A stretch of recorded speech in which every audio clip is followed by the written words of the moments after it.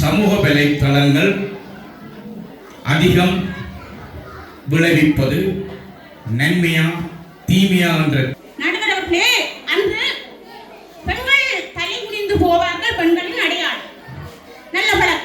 ஆனால் இன்று பெண்கள் தலை குனிந்து போவார்கள், அது அதற்கு அல்ல.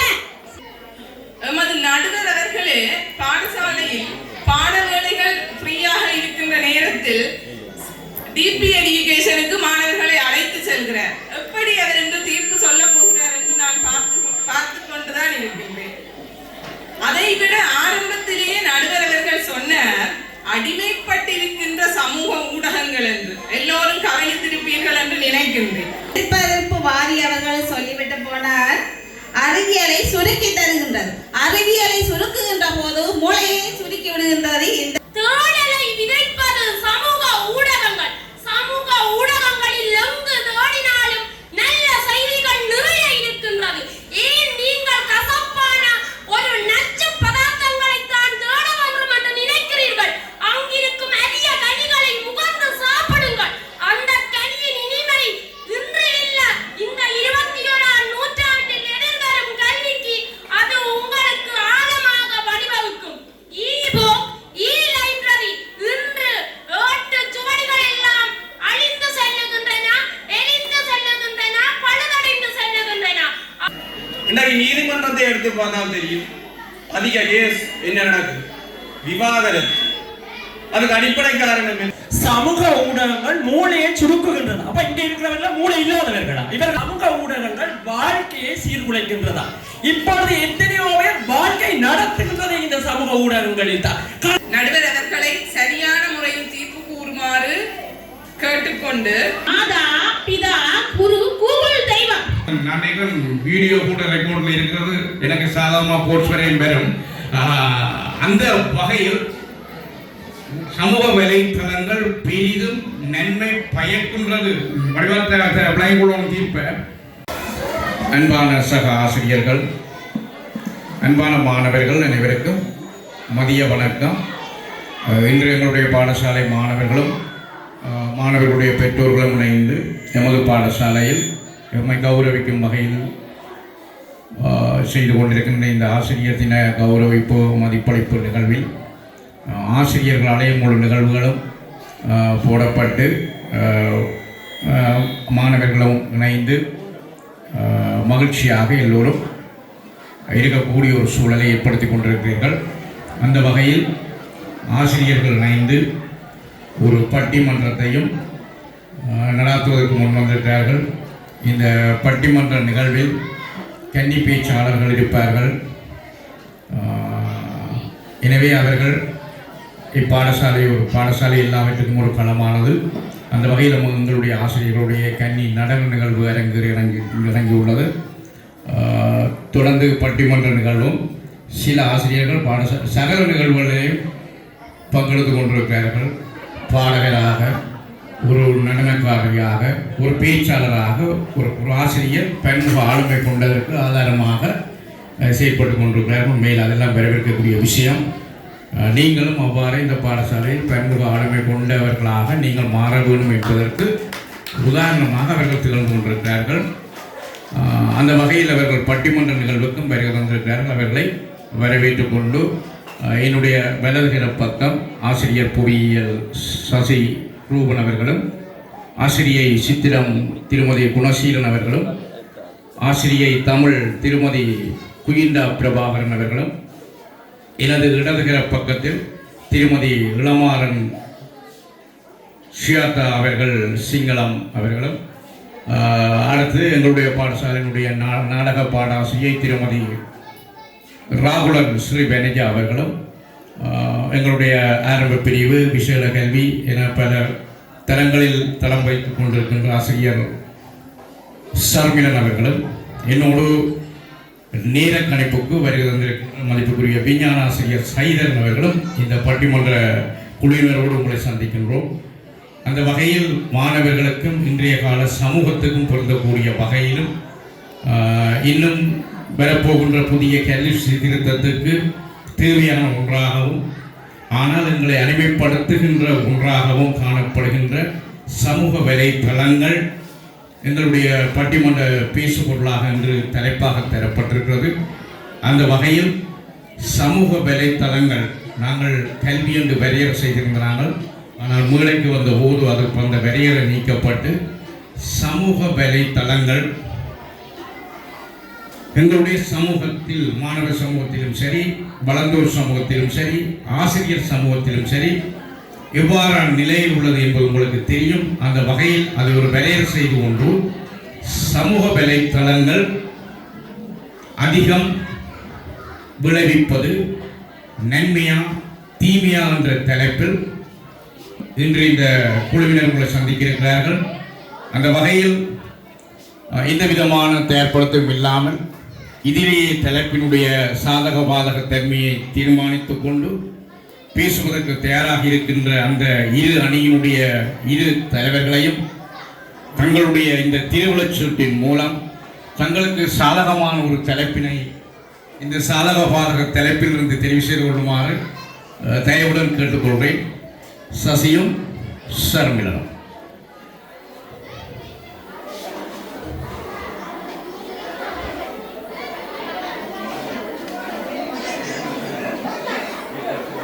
என்னை பொறுத்த தீமைகள். சரி, இப்பொழுது தலைப்பு தீர்வாகி உள்ளது. அந்த வகையில் சமூக வலைத்தளங்கள் இன்று சமூகத்தில் பெரும் தீமைகளை அதிகம் விளைவிப்பது, அதிகம் சம்பாதிப்பது தீமைகளே என்ற தலைப்பின் கீழ் சசிகரன் தலைமையிலான அணியினரும் இல்லை, இன்றைய காலகட்டத்தில் எல்லா தேவைகளிலும் சமூக வலைத்தளங்கள் நுழைந்து பெரும் நன்மையை தந்து கொண்டிருக்கின்றது என்ற தலைப்பின் கீழ் ஷர்மிளன் தலைமையிலான அணியினரும் இளமாறன் தலைமையிலான அணியினரும் பாதில் வந்திருக்கிறார்கள். இதில் சில நியதிகள் இருக்கு. அந்த நியதிகளுக்கு நான் குறிப்பிட்டுக் கொண்டு எப்பொழுதோ அவர்களுக்குரிய நேரம் இரு தலைவர்களும் அணித்தலைவர்கள் பாதில் வந்துள்ள அணித்தலைவர்கள், திருவிழச்சீட்டுக்கு ஒரு தலைவர்கள், தலைப்புக்கு ஒரு தலைவர்களாக அவர்கள் வந்திருக்கிறார்கள். அந்த வகையில் தலைப்பினை பாதில் வந்திருக்கின்ற எனது வலதுகிற பக்கத்தில் இருக்கின்ற தீமை என்ற தலைப்பின் கீழ் வாத வந்திருக்கின்ற அணியினரும், இங்கால நன்மை என்ற தலைப்பின் கீழ் வாத வந்திருக்கின்ற அணியினரும் உடைய கவனத்துக்கு தலைவருக்கு அறிமுக உரையை வழங்குவதற்கு 3 நிமிடங்கள் வழங்கப்படும். இரு தலைவர்களும் தங்களுடைய தலைப்பின் கீழ் தங்களுடைய விவாதங்களை, தங்களுடைய கருத்துக்களை தங்கள் தலைப்பின் சார்பாக முன்வைப்பதற்கு 3 நிமிடங்கள் முன்வைக்கப்படும்.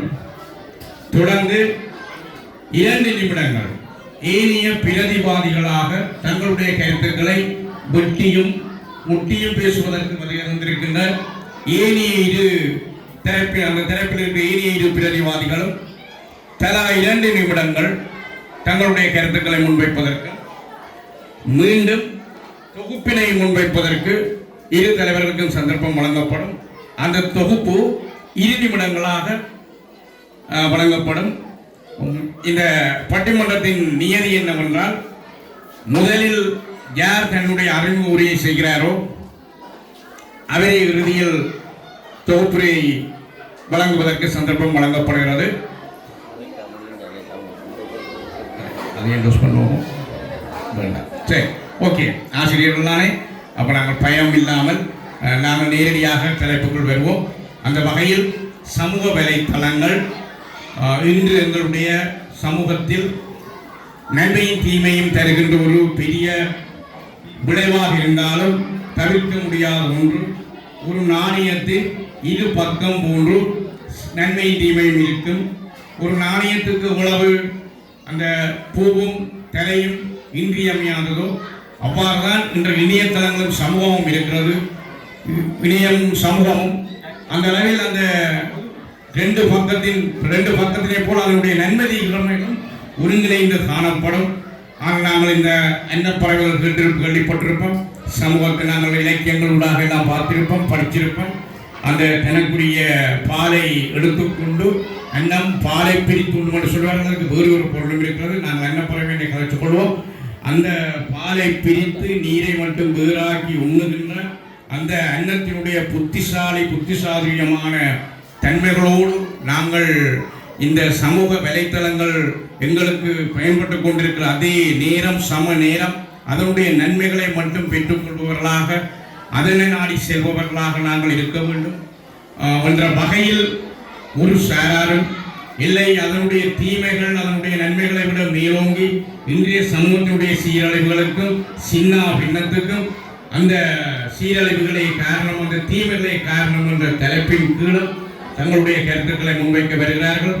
அந்த வகையில் இந்த தலைப்பினுடைய சமூக வலைத்தளங்கள் இன்று பெரிதும் தீமைகளையே விளைவிக்கின்றன என்ற தலைப்பின் கீழ் தன்னுடைய தலைமுறையை அறிமுகப்படுத்துவதற்கு அதனுடைய அணித்தலைவர் திருமதி குயிண்டா பிரபாகரன் அவர்களை அன்போடு அழைக்கின்றேன். நேரம் 3 நிமிடங்கள்.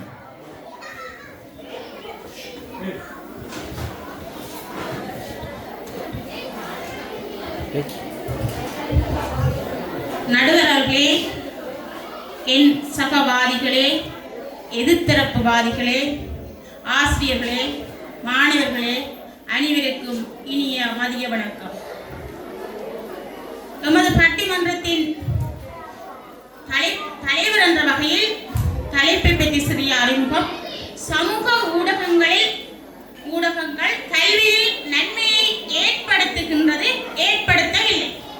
எங்களுடைய அணி சார்பாக சமூக ஊடகங்கள் கல்வியில் நன்மையை ஏற்படுத்தவில்லை என நான் உங்கள் முன் வாதிட வந்துள்ளேன்.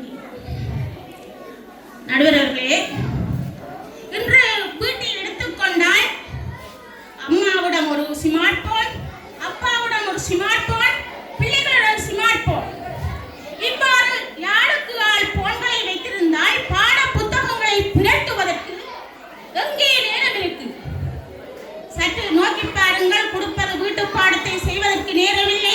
இந்த ஸ்மார்ட் போனின் ஆதிக்கம் எங்களை நடுவர்களே, அன்று பெண்கள் தலை குனிந்து போவார்கள், பெண்களின் அடையாளம் நல்ல பழக்கம். ஆனால் இன்று பெண்கள் தலை குனிந்து போவார்கள், அது அதற்கு அல்ல, ஸ்மார்ட் போனை தட்டி கொண்டு போவார்கள் தங்களுடைய வாழ்வை சீரழிப்பதற்காக. இந்த ஸ்மார்ட் போன் எங்களுக்கு பாதிப்பை தான் ஏற்படுத்துகின்றது. ஒரு சின்ன கதை. ஒருவர் நடந்து வந்து கொண்டிருந்தார். நடந்து கொண்டு வரும்போது ஒருவர் வந்தார். அவரை கடைக்கு என்ன எரும மாடு இப்படி விடுத்து போனியே? அங்க வந்தது உண்மையா எரும மாடு. இவர் ஸ்மார்ட் போனை தட்டி கொண்டு போனார். அதனால் அதை கவனிக்க வந்தது எருமை மாடுதான். அந்த எருமை மாடுக்கு பகுத்தறிவு இருந்திருந்தால் சைட் கொடுத்திருக்கு. அப்ப இவர்கள் அந்த கவனத்தை செலுத்துவது இந்த ஸ்மார்ட் போன். ஸ்மார்ட் போன் என்பது ஸ்மார்ட்டா ஒருவருடைய வாழ்வை சீரழிப்பதுதான் ஸ்மார்ட் போன். மற்றது ஸ்மார்ட் போனில இப்ப இல்ல பெண்களுக்கு எல்லாம் 1 கிலோ தக்காளி என்ன விலை என்று கேட்டால் தெரியாது. ஆனால் நைட் டேட்டா எத்தனை மணிக்கு பிறகு 1 GB 2 GB இருக்கின்ற விஷயம் தெரியும். வீட்டு பாடம் பிள்ளைக்கு 8ஆம் ஆண்டுல என்ன ஹோம்வொர்க் கொடுத்தேன்டா தெரியாது. ஆனா 7:30 மணிக்கு சீரியல் என்ன போகும் என்று தெரியும். இப்படித்தான் இந்த சமூக ஊடகங்கள் தாக்கம் செலுத்துகின்றது. அடுத்தது இந்த யூடியூப் ஒரு தளத்தினூடாக என்ன நடக்குன்னு சொன்னால் எல்லாவற்றையும் காட்டி கொடுத்து இப்படி செய்வதென்று கொடுத்து மாணவர்கள் மத்தியில, ஆசிரியர்கள் மத்தியில, சமூகத்தில் மத்தியில சோம்பேறித்தனத்தை உருவாக்குற ஒரு மீடியாவாக அது உருவாகும். நடுவர்களே, சோம்பேறிகளின் இருப்பிடமாக இந்த சமூக ஊடகங்கள் எங்கள் மத்தியிலே பரவிக்கொண்டே இருக்கின்றது. அது மட்டுமில்ல, தற்கொலைக்கு வழிவகுப்பதாகவும் ஸ்மார்ட் போன் இருக்கிறது. இவ்வாறு சமூக ஊடகங்கள் கல்வியிலேயும் சமூகத்திலேயும் பல்வேறு பாதிப்பை ஏற்படுத்துகின்றது என்பதில் எந்த விதமான ஐயமும் இல்லை.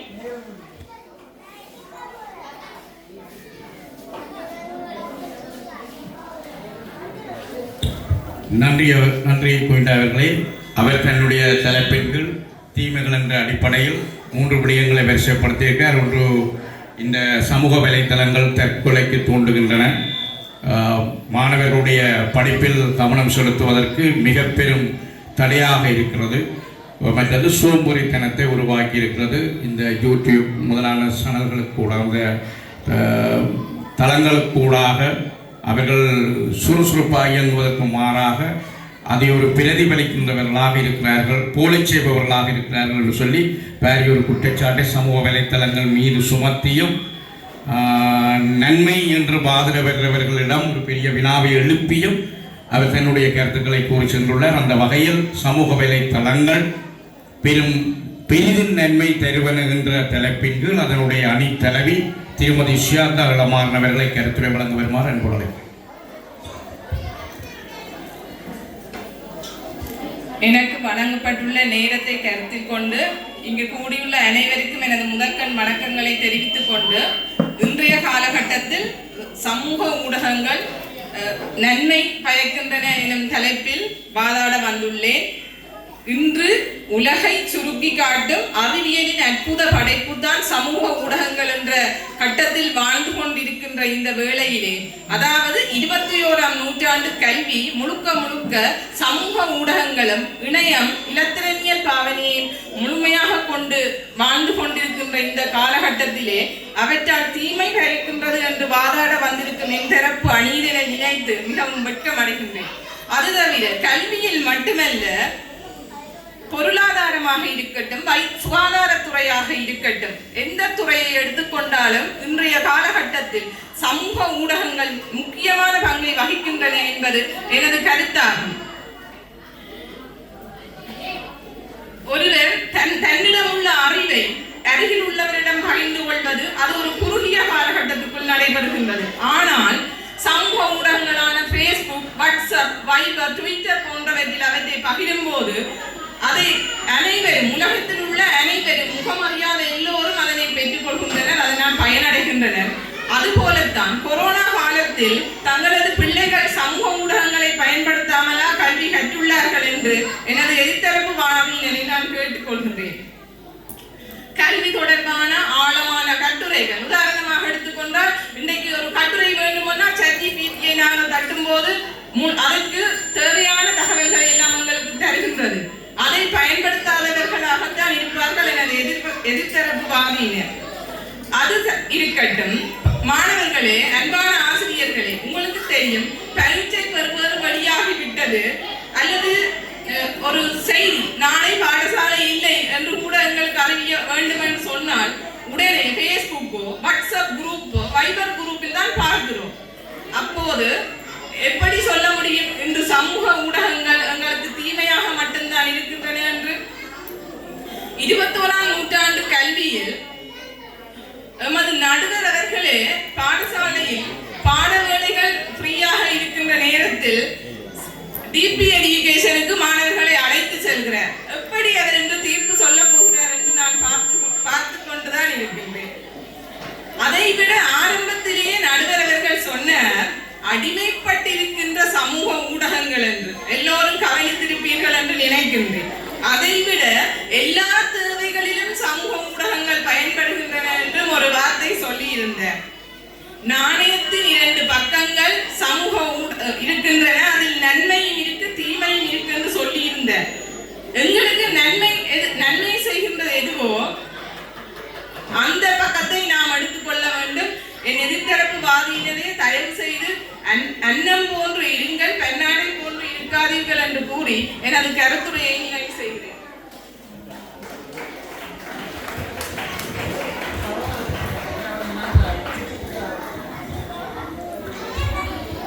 சமூக ஊடகங்கள் பெரிதும் நன்மைகளை தருகின்ற தலைப்பின்கள் நிறைய விடயங்களை சுயாதளமாக நடத்தி சென்றிருக்கிற புதிய அறிவியலினுடைய புதிய குழந்தை சமூக ஊடகங்கள் என்று குறிப்பிட்டிருக்கிறார். இன்று 21ஆம் நூற்றாண்டு கல்வியில் தவிர்க்க முடியாத ஒன்றாக சமூக ஊடகங்களின் தேவையை வலியுறுத்தியிருக்கிறார். சுகாதாரத்துறை, பொருளாதாரத்துறையின இன்று நாட்டில் உள்ள சகல துறைகளினுடைய மிகப்பெரிய ஊடகமாக இருக்கிறது என்பதை வலியுறுத்தியிருக்கிறார். மற்றும் தகவல் திரட்டும் ஊடகமாக உடனுக்குடன் தகவல்களை அறியக்கூடியதாகவும், பாடசாலையில் கூட ஆசிரியர்களுடைய இடங்களை நிரப்புகின்ற ஒரு ஊடகமாக, இன்னொரு ஆசிரியராகவும் அந்த குறிப்பிட்டு சென்றிருப்பது அதனுடைய நன்மைகளினுடைய கனதியை காட்டுகிறது.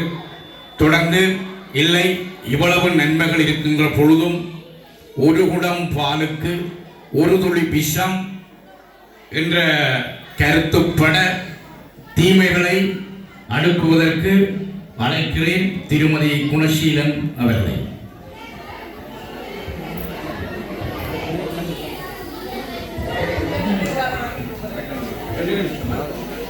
அனைத்து ஆசிரியர்கள் மாணவர்களுக்கும் வணக்கம். எங்களது பாதம் சமூக வலைத்தள ஊடகங்கள் கல்வியில் அதிக தீமைகளை ஏற்படுத்துகின்றது. எதிர்பார்ப்பு வாரியவர்கள் சொல்லிவிட்டு போனார், அறிவியலை சுருக்கி தருகின்றது. அறிவியலை சுருக்குகின்ற போது மூளையை சுருக்கி விடுகின்றது இந்த வலைத்தளங்கள். ஏனென்றால் மாணவர்களின் சிந்தனை கிளறலை தூண்டாது. அதுக்குள்ளேயே வச்சு தட்டி தட்டி பார்த்து விட்டு போகிறார்கள். கார்ட்டூன் பார்க்கும்போது ஆரம்ப காலத்தில் வந்த கார்ட்டூன்கள் சிலோவாக, அதாவது மெதுவாக போகும். இப்போ வருகின்ற அந்த கார்ட்டூன்கள் சிக்கி முக்கி என்று கடகடன்னு போகின்றது. அப்போ அவ்வாறு போகும்போது பிள்ளைகளிடம் போனை என்ன செய்கிறார்கள், வச்சு கடகடன்னு தட்டுகிறார்கள். தட்டும்போது நாங்கள் வகுப்பறையில் 40 நிமிட அந்த நேரத்திலே அந்த மாணவனை வைத்து கல்வி கற்பிப்பது என்பது சிரமம். ஏனென்றால் அந்த பிள்ளைக்கு அப்படியே கடகடன்னு தட்டுகின்ற ஒரு தன்மையை தான் கொண்டு போகின்றது. அப்போ அந்த பிள்ளை 40 நிமிடத்திலே அந்த கல்வியை சீராக பெற்றுக்கொள்ளாமல் திணறுகின்ற சந்தர்ப்பம் காணப்படுகின்றது. அடுத்து சொன்னால், கொரோனாவிலே பிள்ளைகள் சமூக வலைத்தள ஊடகங்களில் கற்றுக்கொண்டார்கள் என்று.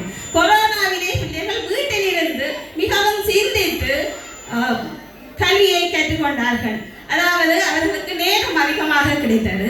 அப்போ வேறு அறிவியல் ரீதியான துறை சார்ந்த கற்கை ஆசிரியர்களிடம் சென்று தமது சிந்தனையை இன்னும் தூண்டுதலாக கற்றுக்கொண்டபடியாலே பெறுவர்கள் அதிகமாக கிடைத்தது என்று சொல்லிக்கொண்டு,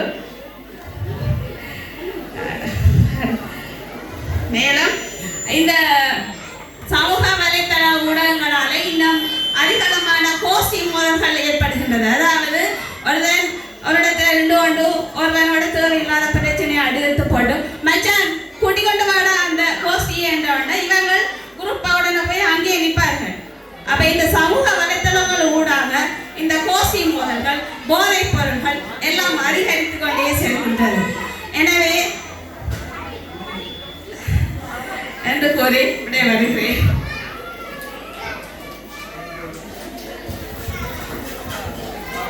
நன்றி.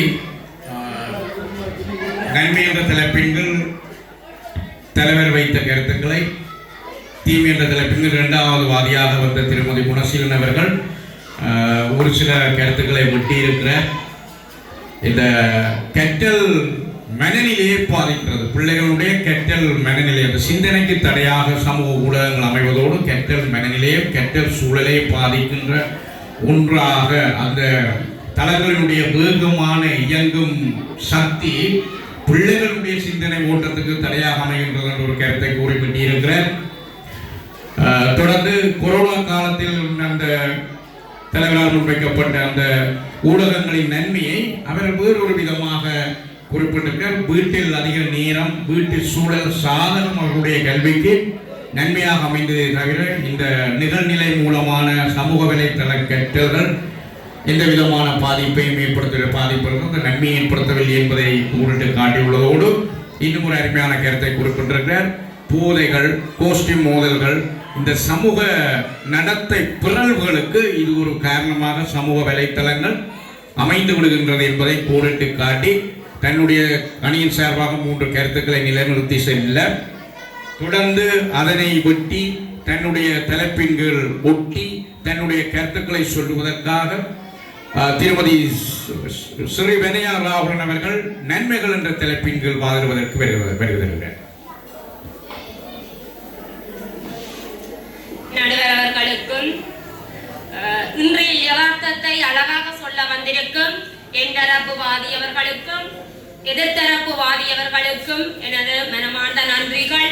நான் உங்கள் முன் கூற வந்திருப்பது சமூக ஊடகங்கள் இன்றைய சூழலில் கல்வி உட்பட சமூகத்துக்கு நன்மையை செய்கின்றது, அதுவும் பெரும்பான்மையான நன்மையை செய்கின்றது என்பதை ஆணித்தரமாக சொல்ல வருகின்றேன். இன்று நாங்கள் எல்லாம் சோம்பேறிகளாக இருக்கிறோமா, சோம்பேறி ஊடகமாம் என்று எங்களுடைய தமிழாசிரியர் குயின்ற ஆசிரியர் சொல்லுகின்றார். சமூக ஊடகங்கள் ஒருபோதும் சோம்பேறி ஊடகங்கள் அல்ல, அது மிகவும் விரைவான ஊடகமே. அந்த விரைவு தன்மையை பார்த்துத்தான் மாணவர்கள் ஆசிரியர்களின் கற்றலுக்கு ஈடுகுடிக்க முடியாதவர்களாக இன்றைய சூழலிலே இருக்கிறார்கள். ஏனென்றால் அவர்களின் விரைவு தன்மைக்கு இன்றைய ஆசிரியர்கள் பழக்கப்படவில்லை என்பதுவே இன்றைய யதார்த்தம் என்பதை நான் மிகவும் அழகாக உங்களிடம் எடுத்து கூற விரும்புகின்றேன். ஏன் நீங்கள் எல்லாரும் மாணவர்கள் தானே, உங்களுக்கு சிந்திக்கும் ஆற்றல் இருக்கின்றது. தேடலை விதைப்பது சமூக ஊடகங்கள். சமூக ஊடகங்களில் எங்கு தேடினாலும் நல்ல செய்திகள் நிறைய இருக்கின்றது. ஏன் நீங்கள் கசப்பான ஒரு நச்சு பதார்த்தங்களை தான் தேட வேண்டும் என்று நினைக்கிறீர்கள்? அங்கிருக்கும் அரிய கனிகளை முகர்ந்து சாப்பிடுங்கள்.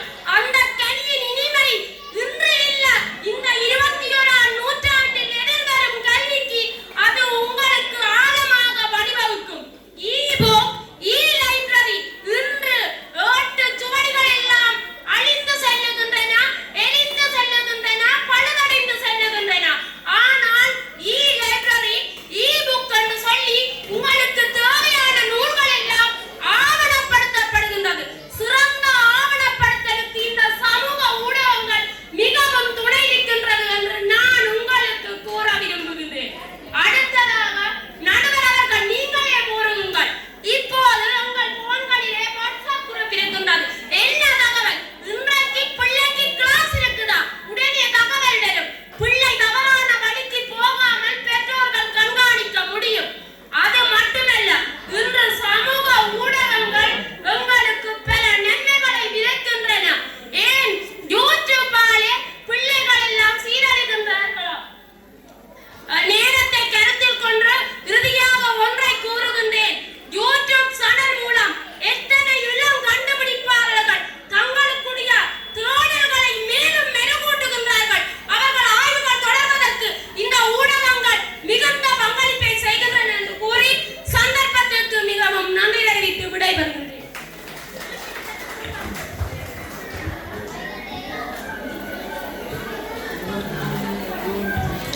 சமூக வலைத்தளங்களினுடைய வேகத்துக்கு இயங்காத மாணவர்கள் ஆசிரியர்கள் என்ற ஒரு குற்றச்சாட்டை, இயங்க முடியவில்லை என்ற ஒரு குற்றச்சாட்டை வைத்ததற்கு மாறாக ஒரு வேகமான இயக்கத்தோடு, அதுவும் ஒரு கவித்துவமான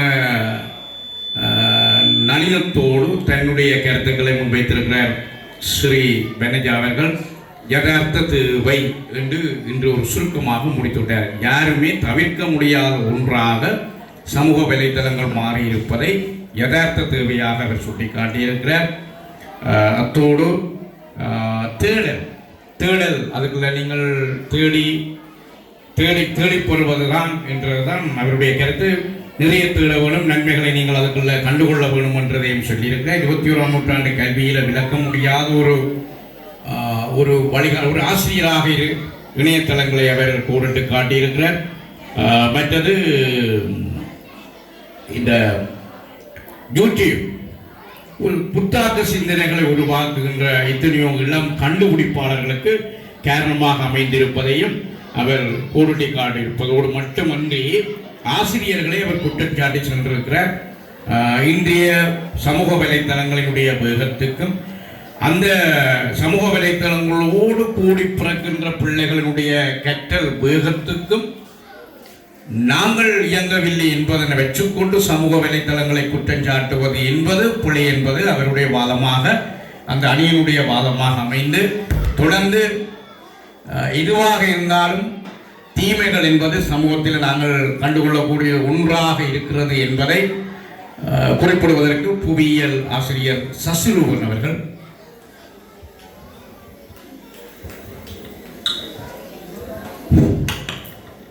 பட்டிமன்றத்துக்கு தலைமை தாக்கி கொண்டிருக்கின்ற தலைவர் அவர்களே, இந்த சமூக வலைத்தளங்கள் கல்வியிலும் சரி புற விஷயத்திலேயும் சரி நன்மை வைப்பது தீமை வைப்பது என்ற தலைப்பிலே தீமையை ஏற்படுத்துகின்ற பாதையாக வந்திருக்கின்ற இந்தரப்புவாதிகளை எதிர்த்தரப்புவாதிகளை சபையில் இருக்கின்ற சிறுவர்களை அனைவருக்கும் வணக்கம். இங்கே எதிர்த்தரப்புவாதி கூறியிருந்தால் சமூக வலைத்தளம் அதிக அளவு நன்மை வைக்கிறது. இன்றைக்கு நீதிமன்றத்தை எடுத்து பார்த்தால் தெரியும், அதிக கேஸ் என்ன நடக்குது, விவாகரத்து. அதுக்கு அடிப்படை காரணம் என்ன? இந்த சமூக வலைத்தளங்கள். அதை முதல் நீங்கள் புரிந்து கொள்ள வேண்டும். அடுத்தது இன்னைக்கு பார்த்தா தெரியும், பேஸ்புக் சொன்னா பேஸ்புக் நன்மை வைக்கிறது. அப்ப அந்த பேஸ்புக்க ஒரு போட்டோவை ஒரு மாணவன் போடைய மோட்டர் சைக்கிளோட அதே மோட்டர் சைக்கிள் வேணுமென்று தாயை அடம் பிடிச்சு கஷ்டத்திலேயும் தாலிக்கொடியை அடவி வச்சு அந்த மாணவனுக்கு அந்த மோட்டர் சைக்கிளை எடுத்து கொடுத்து அந்த மாணவன் மோட்டர் சைக்கிளை ஓடி மரணம் அடைகிற சம்பவங்களும் நடக்கும். அப்ப அந்த வகையில சமூக ஊடகங்கள் என்ன செய்யும்? தீமையத்தான் செய்கின்றது. அடுத்தது இன்னைக்கு பார்த்தா தெரியும், தொலைக்காட்சி என்ன செய்யுது? குடும்பங்களிடையே பிரிவினை உண்டாகும். அன்பு பாசம் இல்லை. பின்னேரம் 6 மணிக்கு தொடங்கினா நாடகம். அங்க என்ன கணவன் சாப்பாடு பின்னேரம் கேட்டா புறப்பாவார், நாடகம் முடியட்டும். அப்ப சமூக ஊடகங்கள் என்ன செய்யும்? தீமையத்தான் பயக்கின்றன. மாணவர்களிடையே முன்னைக்கு என்ன செய்யுது? வாசிப்பு பழக்கத்தை எல்லாம் குறைவடைய செய்து புத்தக வாசிப்பு இல்லாம போச்சு, பூஜ்ஜியமா போச்சு. ஏன்? இந்த சமூக வலைத்தளங்கள் வந்ததா? அப்ப மாணவர்களும் சமூக வலைத்தளங்களை பயன்படுத்துகின்ற போது ஒரு தவறான நடத்தை போய்கொண்டிருப்பதை காணக்கூடியதாக இருக்கும். அப்ப நேரத்த கருத்தில் உண்டு. அந்த வகை ரெண்டு சமூக வலைத்தளங்கள் கல்வியிலும் சரி புற விஷயத்திலேயும் தீமையை ஏற்படுத்துகிறது என்பதை கூறி எனது வாதத்தை நிறைவு செய்கின்றேன்.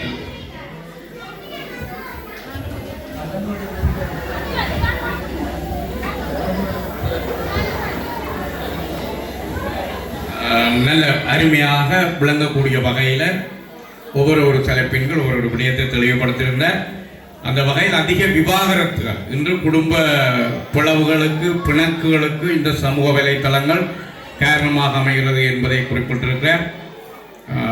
அடுத்தது முகப்புத்தகங்கள் உளப்பாதிப்போடு மட்டுமில்லை உயிரை பறிக்கிற அளவுக்கு முகப்புத்தகங்களூடாக தூண்டப்படுகின்ற ஆசைகள் பேராசைகள் என்பதை கூறிட்டு காட்டியிருக்கிறார். தொடர்ந்து இந்த தொலைக்காட்சி தொடர்கள் எத்தனையோ குடும்பங்களினுடைய குடும்ப கடமைகளில் இருந்து அவரவர் தவறுவதற்கும் குடும்ப கற்புகளில் இருந்து தவறுவதற்கும் இந்த தொலைக்காட்சியில் ஒரு காரணம் என்பதையும் அவர் மிக அழகாக கூறிட்டு காட்டி, அடுத்து இந்த வாசிப்பு பழக்கம், மாணவர்களுடைய வாசிப்பு, உண்மையில் வாசிப்புடைய பெரிய தாக்கத்தை ஏற்படுத்துகிறது.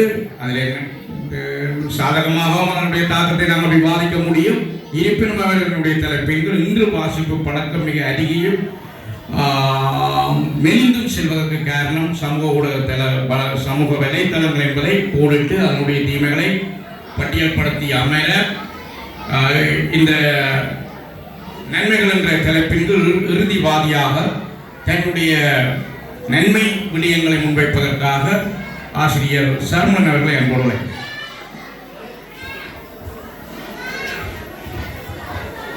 நடுவர் அவர்களுக்கும் இங்கு கூடியிருக்கின்ற மாணவர்கள் ஆசிரியர்கள் அனைவருக்கும் இந்நேர வணக்கத்தை தெரிவித்துக் கொண்டு சமூக ஊடகங்கள் நன்மையை ஏற்படுத்துகின்றன என்ற தலைப்பில் நான் என் தரப்பு வாதங்களை விவாதிக்க வந்துள்ளேன். உண்மையில் எதிர்த்தரப்பு வாதிகள் சொன்னதை எனக்கு மிகவும் நகைச்சுவையாக இருக்கின்றது. சமூக ஊடகங்கள் மூளையை சுருக்குகின்றன. அப்ப இங்க இருக்கிறவர்கள் மூளை இல்லாதவர்களா? இவர்களிடம் சமூக ஊடகங்கள் இல்லையா? பேஸ்புக் இல்லையா? இல்லது வாட்ஸ்அப் இல்லையா? என்ன இன்று உங்களுக்கு உதாரணமாக தெரியும். உங்கள் கைகளில் தவணுகின்ற அந்த அழகிய கப்புகளில் காணப்படுகின்ற உங்கள் முகங்கள் எதனால் இப்பொழுது உங்கள் கைகளில் தவழ்ந்து கொண்டிருக்கின்றன? உங்கள் கைகள் இந்த கப்புகளில் இருக்கின்ற உங்கள் போட்டோக்கள் எதன் ஊடாக துரிதமாக வடிவமைக்கப்பட்டது? இவ்வாறான துரிதமான வேலைகள் இடம்பெற வேண்டும் என்றால் அதற்கு சமூக ஊடகங்கள் தான். மற்றும் மிக நகைச்சுவையாக இருக்கின்றது, சமூக ஊடகங்கள் வாழ்க்கையை சீர்குலைக்கின்றதா. இப்பொழுது எத்தனையோ பேர் வாழ்க்கை நடத்துகின்றது இந்த சமூக ஊடகங்களில் தான். கணவன் லண்டன்ல, சுவிஸ்ல, இங்க பிள்ளைகளோட சமூக ஊடகங்களில் இருந்தால் அவர்கள் வாழ்க்கை எங்கே, அவர்கள் எப்படித்தான் வாழ முடியும் என்பதை இவர்கள் தெளிவாக புரிந்து கொள்ள வேண்டும். மற்றும்படி இன்னொரு கருத்தை அழகாக சொல்லி சென்றார் எங்களது எதிர்த்தரப்பு வாதியவர்கள். சமூக ஊடகங்கள் தானா இந்த கொரோனா காலத்தில் எனக்கு சிக்கல்களை உருவாக்கினதா. இந்த இலசுகள் முதல் நீங்கள் ஈவியை படித்து இன்று இந்த தரம் உயர்வு பெற்று இந்த இடத்தில் நிற்கிறது கூட இந்த சமூக ஊடகங்களால் என்பதை மறந்து விட்டார்களா என்று நான் திரும்பியும் கேட்டுக்கொள்கிறேன். மற்றது எங்களுக்கு தெரியாத பிற மொழிகள், தெரியாத விடயங்கள் எல்லாத்தையும் நாங்கள் ஆன்லைன்ல அடிச்சு பார்த்து உடனடியாக கற்றுக்கொள்கிறோம். எங்களது சமூகத்தில் இல்லாத புதிய விஷயங்களை கூட கற்றுக்கொள்ளும். ஏன் நகைச்சுவையாக சொன்னால் கூட பல ஆசிரியர்கள் பாடம் கற்பிப்பதே யூடியூப்பை பார்த்துதான். எனவே யூடியூப்பாக இருந்தாலும் சரி, சமூக ஊடகங்களாக இருந்தாலும் சரி, நன்மையை தான் அதிகம் பகிர்கின்றன. இந்த சமூக ஊடகங்கள் இல்லாவிட்டால் எங்களது வாழ்க்கை பல கஷ்டங்கள் ஏற்பட்டுவிடும். உதாரணமாக சொன்னார், சமூக ஊடகங்கள் எல்லாம் வருத்தங்களை எல்லாம் ஏற்படுத்துகின்றதா. ஒரு பிள்ளைக்கு ஒரு சிறுநீரகம் ஒன்று செயலிழந்து விட்டது என்று சொன்னால் உடனே சமூக ஊடகத்தில் நாங்கள் பகிர்கின்ற போது உடனடியே அது பல்வேறு கோடிக்கணக்கான காசு பல சமூக ஊடகத்தில் உள்ளவர்களிடம் பெற்று உடனடியாக அவரது சிறுநீரக சிகிச்சையை மேற்கொள்கிறோம். அப்படி ஒரு ஊடகம் இல்லை என்று சொன்னால் எவ்வாறு நாங்கள் சரி செய்ய முடியும்? எனவே நான் அறுதியுமாக அடித்து சொல்லுகின்றேன், சமூக ஊடகங்கள் நன்மையை செய்கின்றன என்பதை தெளிவாக கூறி விடைபெற்று செல்கின்றேன்.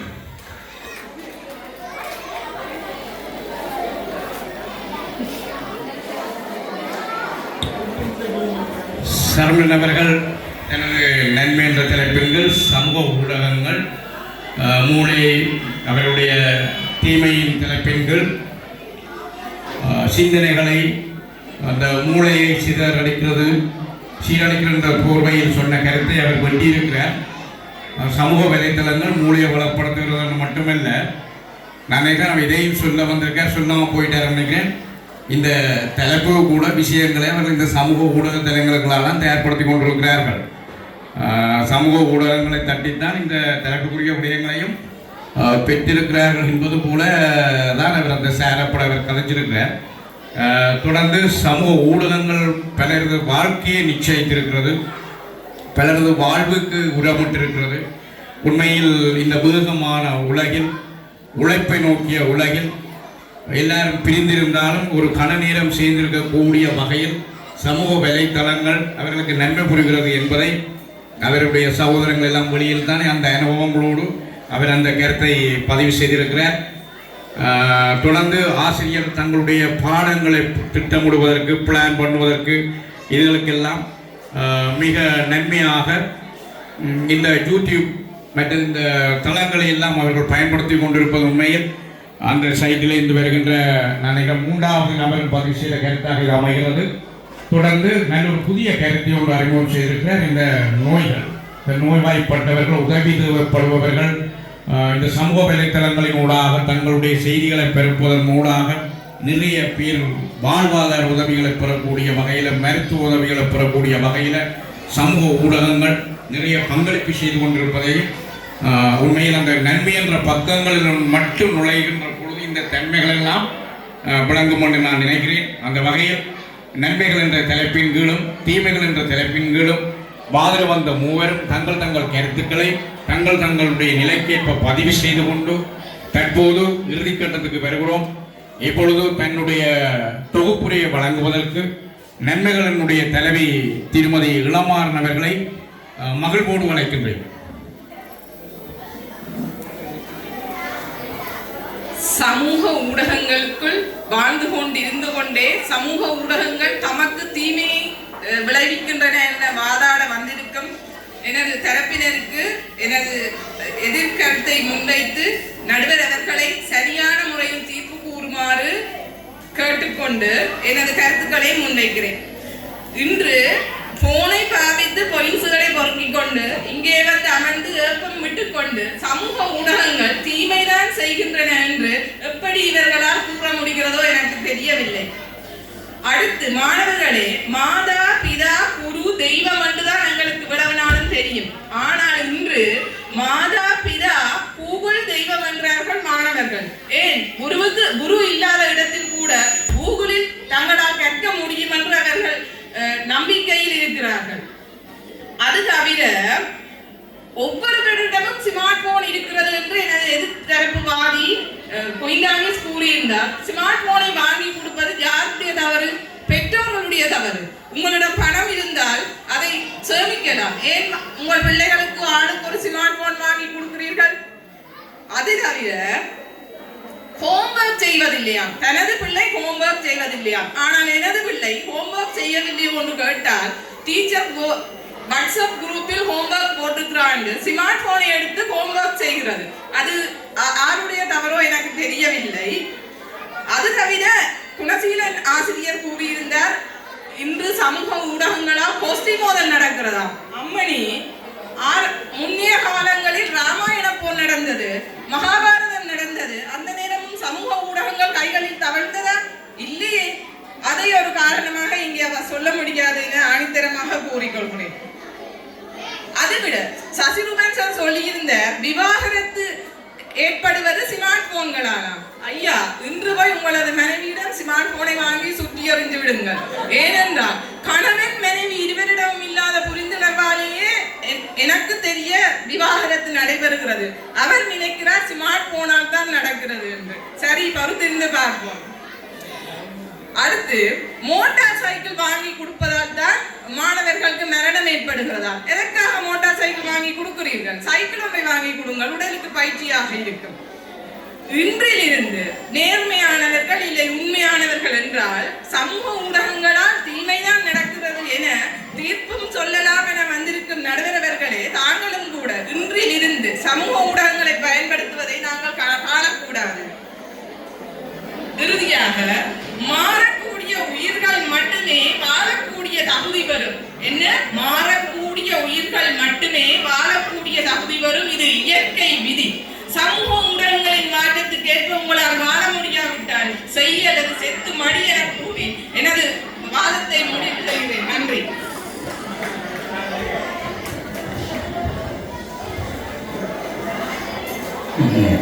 தலைவர் தன்னுடைய இறுதி தொகுப்பில் மிக அருமையான கருத்துக்களை முன்வைத்திருக்கிறார். தீமைகள் என்ற தலைப்பின் கீழ் வந்தவர்கள் சமூக வலைத்தளங்களுக்கு இரண்டகம் செய்கிறார்கள் என்று சொல்லுகிறார். அந்த சமூக வலைத்தளங்களுக்குள் வாழ்ந்து கொண்டே அதற்கு எதிராக வந்து இரண்டகம் செய்து கொண்டிருக்கிறார்கள் என்றதை பதிவு செய்திருக்கிறார்.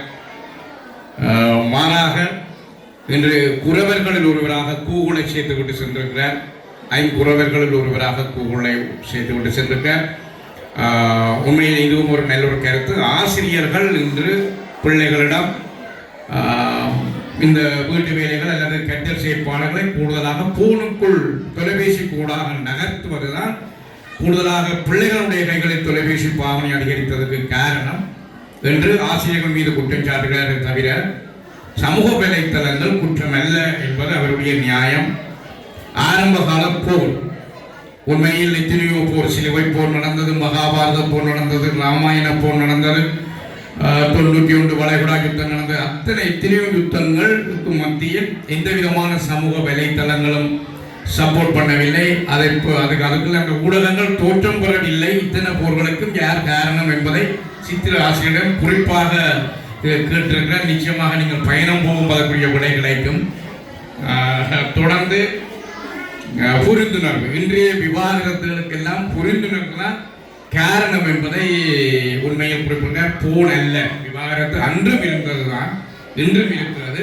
போன் விவாகரத்து காரணம் அல்ல, அந்த போன் தொடர்பான புரிந்துணர்வின்மை தான் காரணம் என்பதை அவர் குறிப்பிடுகிறார் என்று நான் நினைக்கிறேன். போன் அல்ல, போன் தொடர்பான புரிந்துணர்வின்மை காரணமாக இருக்கலாம் என்று நான் நினைக்கிறேன். ஆகவே இதற்கு என்ன பதில் சொல்ல போகிறார்கள் தீமையின் பக்கம் நிற்பவர்கள் என்பதை வினா தொடுத்து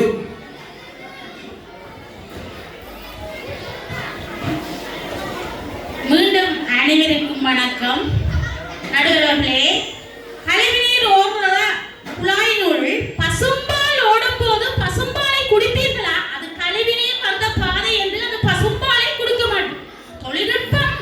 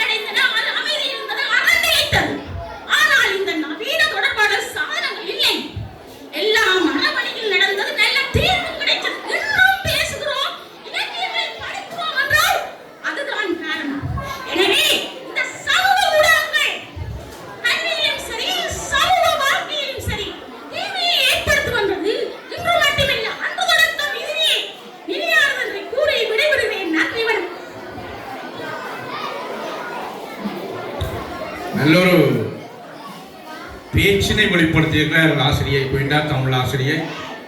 நல்ல ஒரு பேச்சு. உண்மையில் இந்த தலைப்புகளுக்கு அப்பால் பிள்ளைகள் இந்த விஷயங்கள் எப்படி ஒரு பட்டிமன்றம் பேச வேணும், எப்படியான அந்த தலைப்புகளுக்கு நின்று வரையறுக்கப்பட்ட தலைப்புகளை விவாதிக்க வேண்டும் என்பதை முன்னுதாரணமாக எங்களுடைய ஆசிரியர்கள் 2 நிகழ்வு, ஒன்று நடன நிகழ்வு, இன்னொன்று இந்த பட்டிமன்ற நிகழ்வு கூடாக அருமையாக ஒரு கட்டளை வெளிப்படுத்துகிறார். அதுக்கு இந்த பேச வந்த அவர்களுக்கு முதல் நன்றியை தெரிவித்துக் கொண்டு தலைவி அவர்கள் தன்னுடைய குற்றச்சாட்டாக செய்முறை கட்டளை மீண்டும் வலியுறுத்தியிருக்க இந்த போலி செய்தல் என்பது நிரந்தரமற்றது, தற்காலிகமானது என்பதை அவர் அடையாளப்படுத்தினோடு மட்டுமல்ல, வாசிப்பு, பண்டைய வாசிப்புகள் ஒரு அப்துல் கலாமை அறிய தந்திருக்கிறது, மகாத்மா காந்தியை உலகுக்கு தந்திருக்கிறது, அன்னை தெரேசாவை நினைவுக்கு கொண்டு வருகிறது என்ற அந்த பெரியார்களை எல்லாம் தந்த அந்த பழைய காலம் இன்றைய இந்த சமூக வலைத்தளங்களால் அப்படி ஒருவரை இனங்காட்ட முடியவில்லை என்று தன்னுடைய ஆதங்கத்தை வெளிப்படுத்தி இருக்கின்ற. தொடர்ந்து இந்த சமூக வலைத்தளங்களினோடு வாழ்க்கை நடாத்துவது, குடும்பம் நடாத்துவது என்பது ஒரு கணநேர திருப்தி, ஒரு முகஸ்துதிக்காக அவர்கள் மகிழ்ச்சியாக இருக்கிறார்கள் என்பதை வெளிப்படுத்துகிறார்களே தவிர மற்றும்படி அவர்களுடைய குடும்பங்களுக்குள் சிதைவுகள், குலைவுகள், பிளவுகள், புணங்கள் இருப்பதை யாராவது நுழைந்து பார்க்கக்கூடியதாக இருக்கிறதா என்ற ஒரு வினாவை இறுதியாக விட்டு இறுதியாக ஒரு புள்ளி விவரத்தை தந்திருக்கிறார். 7 விதமானவர்களுக்கு ஞாபக சக்தி, நினைவாற்றல் இந்த சமூக வலைத்தளங்களுடைய பாவனையால் அருகி கொண்டு போகிறது என ஒரு புள்ளி விவரத்தையும் ஒரு எச்சரிக்கையும் அவர் தலைப்பின்கள் விடுவித்து தங்களுடைய பதிவுகள் எல்லாவற்றையும், தங்களுடைய ஆனந்தங்கள் எல்லாவற்றையும் பதிவுகள் என்பதிலும் பார்க்க தங்களுடைய ஆனந்தங்களை வெளிப்படுத்தி இருப்பது ஆசிரியர்களுடைய வரவேற்பு. இதற்கு நான் தீர்ப்பு வழங்க வேண்டும். இந்த வகையில் 2 வகையில் இந்த தீர்ப்புகளை நான் வழங்க நினைக்கிறேன். ஒன்று, இங்கு 2 பேருக்கும் வழங்கப்பட்ட தலைப்புகளின் கீழ் அவர்கள் முன்வைத்த கருத்துக்களின் மதிப்பீடுகளின் அடிப்படையில் ஒரு தீர்ப்பை நான் வழங்கலாம் என்று நினைக்கிறேன்.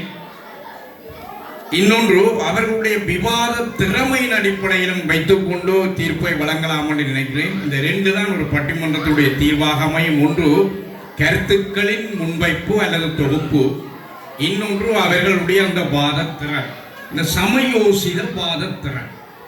பேச்சு என்பது வேறு, பட்டிமன்ற பேச்சு என்பது வேறு. பேச்சு என்பது பேசுவது போல பேசுவது, பட்டிமன்றம் என்பது சட்டப்படி பேசுவது. இங்கு சட்டப்படி பேசுகின்ற ஒரு நிகழ்வுக்கு தலைமை வாங்கியிருக்கிறேன்.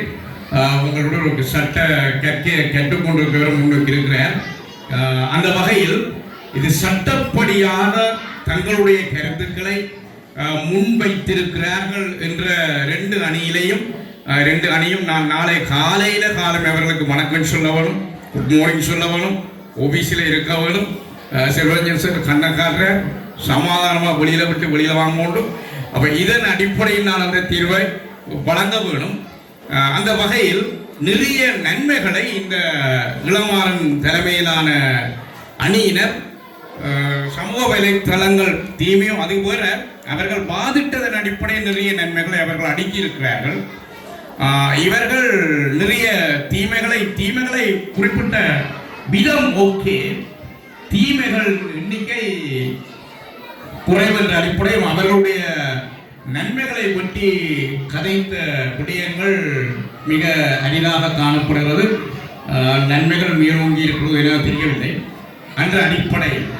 இன்னொன்று, அவர்களுடைய விவாத திறன், இங்கால ஒரு சில பேருடைய விவாதத்தின் தலைவருடைய விவாதத்தின் ஓகே, இன்னும் அவர்கள் பழக்கப்படும் ஒரு தீர்ப்பு சொல்ல வேணும் என்ற அடிப்படையில் நான் தீர்ப்பை சொல்றேனே தவிர யாரும் நீங்கள் கவலைப்படுற அளவுக்கான ஒரு தீர்வு இல்லை. என்ன பிள்ளைகள் நினைப்பார்கள், அதிபர் எல்லாத்தையும் சடைகிறார்கள். சரிதானே, பட்டிமன்றத்திலேயாவது ஒரு தீர்வை சொல்லுவோம் என்று நான் நினைக்கிறேன்.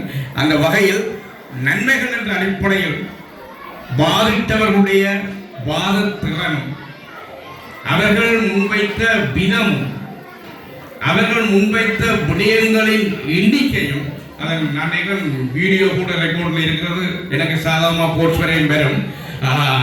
அந்த வகையில் சமூக வலைத்தளங்கள் பெரிதும் நன்மை பயக்கின்றது வடிவத்தை தீர்ப்ப நன்மை பயக்கின்ற அதுக்கு நான் தீர்வு வழங்கவில்லை. அந்த விடயத்தை முன்வைத்த விதத்துக்கு நான் அந்த தீர்ப்பை வழங்குகிறேன். தீமைகள் இருக்கலாம், அது வேற.